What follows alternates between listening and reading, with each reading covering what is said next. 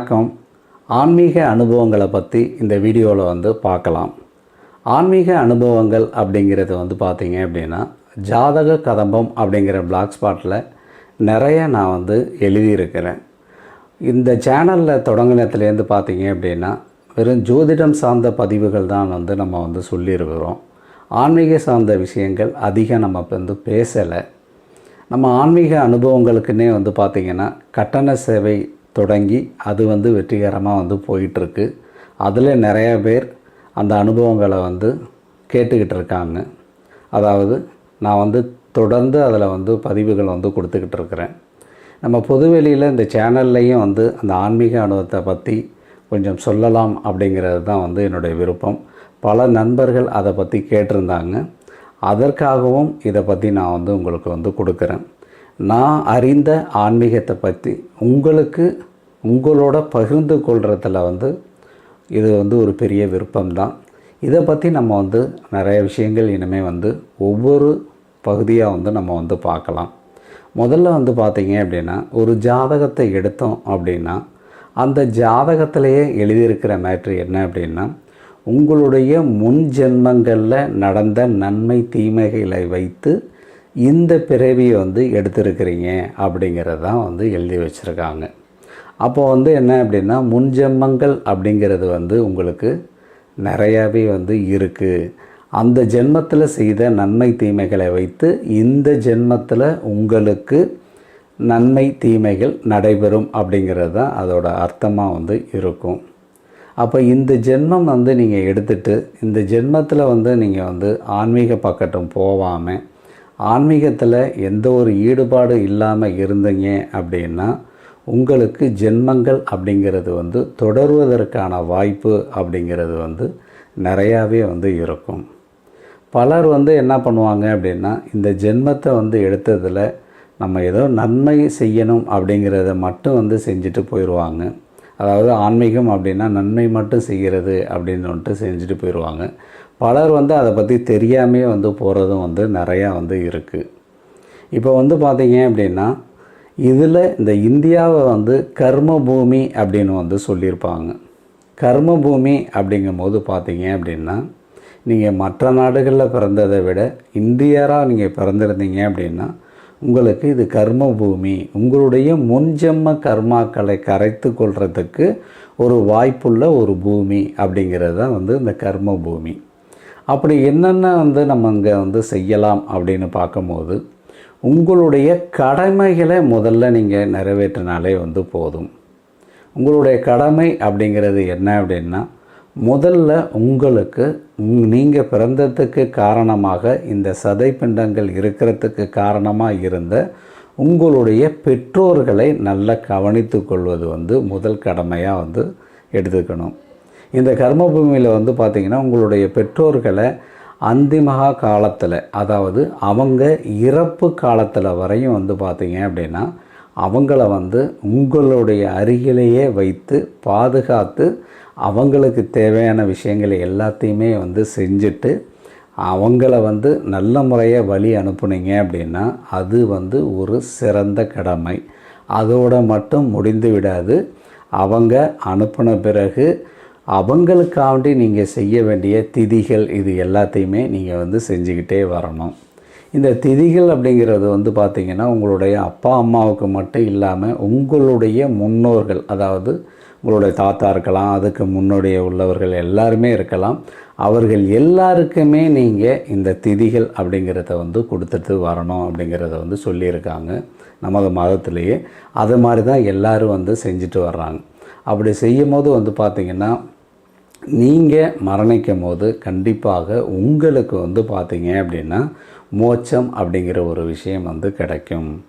ஆனால் இன்றைக்கி இந்தியாவில் எல்லாம் பிறந்தவர்கள் எல்லாருமே அவர்களுடைய பெற்றோர்களை கவனிக்கிறார்களா அப்படின்னு பார்த்தோம் அப்படின்னா கண்டிப்பாக பார்த்திங்க அப்படின்னா முக்கால்வாசி பேர் கவனிக்கலை அப்படின்னு தான் சொல்லணும். அதுலேயும் இந்த காலத்தில் பார்த்திங்க அப்படின்னா நிறைய பேர் அதை பற்றி என்னன்னு கூட கண்டுக்கிறதில்ல. அதாவது நீங்கள் படிக்கும்போது அவங்கள ஏதோ ஒரு விதத்தில் படித்து அவங்கள ஆளாக்கணும் அப்படின்னா அவங்க நினச்சி உங்களை அனுப்பிட்டாங்க அப்படின்னா அப்படியே நீங்கள் படிச்சுட்டு ஏதாவது ஒரு கேம்பஸ் இன்டர்வியூ போயிட்டு அப்படியே நீங்கள் வெளிநாட்டுக்கு போயிடுறீங்க. அப்படி போயிட்டு வந்து அங்கேருந்து ஒரு ஃபோன் கால் கூட பண்ணுறதில்ல. அப்படியே ஒரு ஃபோன் கால் பண்ணியிருந்தாவோட என்ன ஏது அப்படிங்கிறதோட வச்சிடுறது. அவங்கள அதுக்கு பிறகு கண்டுக்கிறது இல்லாமல் நிறைய பேர் இருக்காங்க. இல்லைன்னா வேலை கிடச்ச பிறகு என்ன பண்ணுறது, அவங்கள இங்கே தனிமையில் விட்டுட்டு இவரில் வெளிநாட்டில் போய் அப்படியே இருந்துடுறாங்க. அந்த மாதிரியெல்லாம் வந்து இருந்தால் நம்ம இந்தியாவில் பிறந்ததுக்கான ஒரு அர்த்தம் அப்படிங்கிறதே இல்லை அப்படிங்கிறது தான் வந்து எடுத்துக்கணும். ஏன்னா அவங்களுக்கு செய்ய வேண்டிய விஷயங்களை செய்யும் போது தான் உங்களுக்கான கர்மாக்கள் கழியும் அப்படிங்கிறத வந்து எல்லா விதமான சாஸ்திரங்கள்லையும் வந்து சொல்லி வச்சுருக்காங்க. அப்படி இருக்கும்போது வந்து பார்த்திங்கன்னா அவங்கள தனியாக வந்து விட்டுட்டு போயிடக்கூடாது. நிறைய ஆன்மீகத்தில் நல்லா வந்து முன்னேறினவங்கெல்லாம் பார்த்திங்க அப்படின்னா அவங்க வந்து பெற்றோர்களை வந்து எந்த காலத்துலையுமே வந்து விட்டுற மாட்டாங்க. அவங்களுக்கு வேலை வந்து வெளிநாட்டில் கிடச்சி லட்சக்கணக்கில் டாலர் கணக்கில் வந்து இப்போ நிறைய சம்பாதித்தம் கிடைச்சா கூட அதை வந்து விட்டுட்டு என்ன பண்ணுவாங்க அப்படின்னா இந்தியாவிலேயே அவங்கள வந்து காப்பாற்றணும் அப்படிங்கிற மாதிரி தான் இருப்பாங்க. இந்த பெற்றோர்களை மட்டும்தான் காப்பாற்றுறது ஆன்மீகமாக இல்லை, இது கடமை. இந்த கடமையை செஞ்சிட்டோம் அப்படின்னா நீங்கள் கர்ம பூமியில் இருக்கிறதுக்கான முதல் தகுதியான ஒரு ஆளாக வந்து இருப்பீங்க.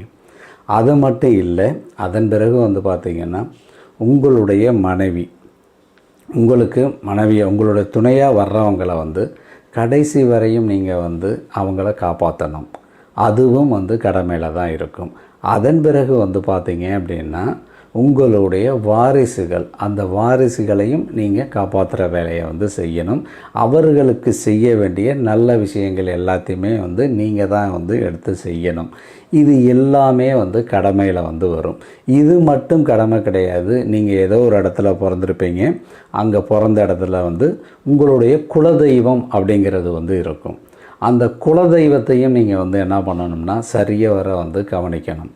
அந்த குலதெய்வம் வந்து எந்த விதத்தில் இருந்தாலும் அதை வந்து ஒன்று கோயில் கட்டுறதுக்கு கொடுக்கணும். இல்லைன்னா அந்த குலதெய்வத்தை வந்து விடாமல் வந்து என்ன பண்ணணும் அப்படின்னா அங்கே வந்து நீங்கள் வந்து பூஜை பண்ணிக்கிட்டே வரணும்.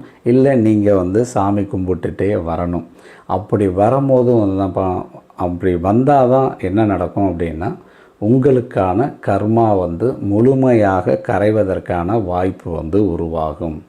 அப்படி வாய்ப்பு உருவாகாமல் நீங்கள் வந்து இது எதுவுமே செய்யாமல் நான் தியானம் பண்ணுறேன், இல்லை யோகா பண்ணுறேன், இல்லை வேறு விதமாக ஏதாவது நான் வந்து வெளிநாட்டிலே உட்காந்துட்டு பண்ணுறேன் அப்படிங்கிற மாதிரிலாம் வந்து நீங்கள் சொல்லிவிட்டு செஞ்சுக்கிட்டு இருந்தீங்க அப்படின்னா கண்டிப்பாக இந்த பாவங்கள் உங்களை தொடருவதற்கான வாய்ப்புகள் வந்து நிறையாவே வந்து இருக்கிறதுக்கான வாய்ப்பு இருக்குது.